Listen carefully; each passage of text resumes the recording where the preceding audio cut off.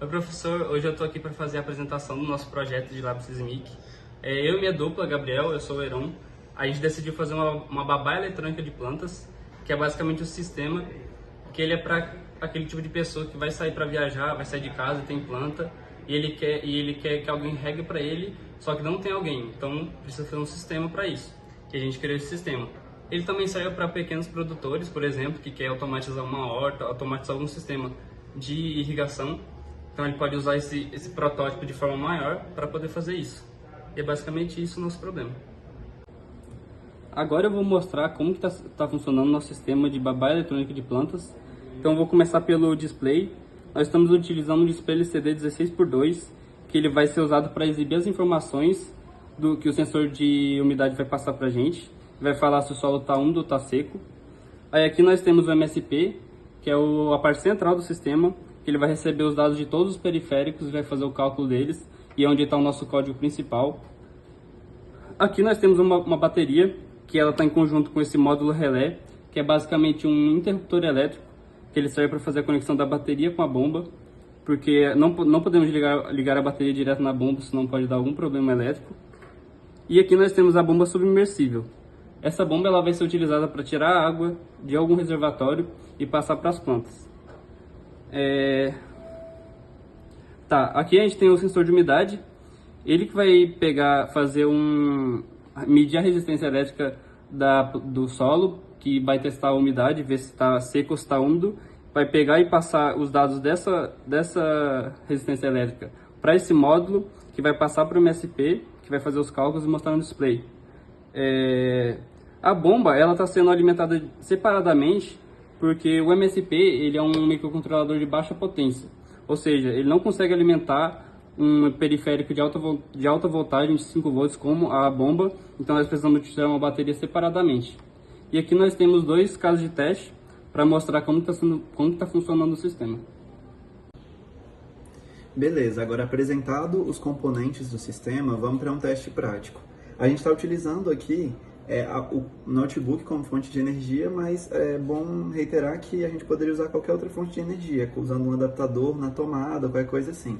Aqui, a título de teste, a gente já deixou o nosso sensor plugado na terra úmida, então o que a gente espera quando a gente ativar a energia é que o sensor identifique a terra úmida, o display mostre a terra úmida e a bomba, que por enquanto a gente não colocou ainda a saída na planta em si, ela só não comece a fluir água dela ainda, né? Que ela vai identificar o solo úmido, isso é condição para a água não ser bombeada da bomba para a nossa saída.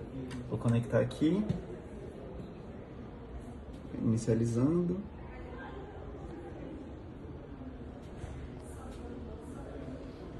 Calma aí, deixa eu ver um negócio aqui. Beleza. Aqui a gente consegue ver que ela identificou o solo úmido. A gente colocou um range do nível de umidade de acordo com que o nosso sensor tem de range de identificação. Então aqui a gente consegue ver o solo úmido e o nível de umidade aproximado. Isso daqui a gente conseguiria adaptar para uma forma mais legível ou níveis tabelados. Então muito úmido, pouco, médio, enfim. Agora a gente vai fazer o outro teste, que é o seguinte. Eu vou tirar o sensor da terra molhada, da terra úmida, vou colocar na terra seca e a gente vai testar para ver se a bombinha vai efetivamente bombear. Depois disso, a gente coloca a bombinha na terra seca e verifica se, depois de um tempinho dela molhando e o solo ficando úmido, se ela vai conseguir identificar que o solo ficou úmido e a gente vai parar de bombear a água dela. Beleza, retomando aqui, a gente vê que o status do solo está úmido, a bombinha está desligada e o nosso sensor está aqui, no nosso caso de teste da terra úmida. Agora eu vou fazer o teste, tirar o sensor da terra úmida e pôr na seca, e a gente deve esperar a bombinha começar a bombear e o status aqui no nosso LCD ser trocado para o solo seco. Aí a gente vê que aqui, tanto no status, a gente tem o solo seco agora e a bombinha já está bombeando a água aqui. Um detalhe da nossa implementação e do nosso sensor que a gente percebeu também é que pelo ar ser seco, assim que a gente tira o sensor da terra úmida, ele já identifica que o solo, no caso, o sensor não identifica a umidade e a bombinha começa um pouco antes já a bombear a água. Então, isso é uma questão que a gente teve de desafio de implementação.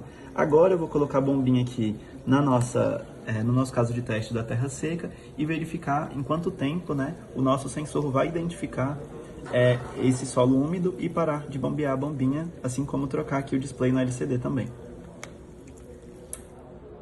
Foi bem rapidinho, a nossa bombinha está saindo bastante água, e aqui a gente vê que o solo já ficou úmido, a bombinha parou de bombear, e aqui no nosso display a gente também tem o retorno do solo úmido que o sensor identificou ali na terra molhada. Agora falando sobre algumas dificuldades que nós tivemos durante a execução do projeto. Primeiramente foi a montagem do sistema. Não foi tão simples assim, procurar as peças, achar qual peça certa a comprar. E alguns problemas elétricos também que a gente teve no projeto. Principalmente com relação à bomba, à bateria e o módulozinho que conecta os dois. Tava tendo um problema que quando a bomba era ativada, o LCD parava de funcionar. E foi uma dor de cabeça descobrir o que estava acontecendo, o que estava gerando isso, e eu tive que ir atrás de algumas soluções.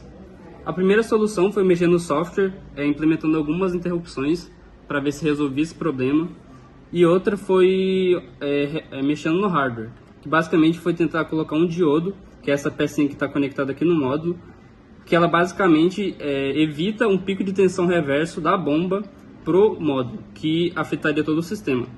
Aí essa foi a maior dificuldade que eu tive de arrumar o projeto. Outras melhorias que a gente poderia fazer no projeto também sobre a vazão de água, que nós observamos que a vazão de água aqui está bem grande, e quando o módulo já detecta a água, ele já desliga, então poderia ser que a planta não tivesse realmente regada, então a gente teria que fazer um sistema de gotejamento ou algo do tipo.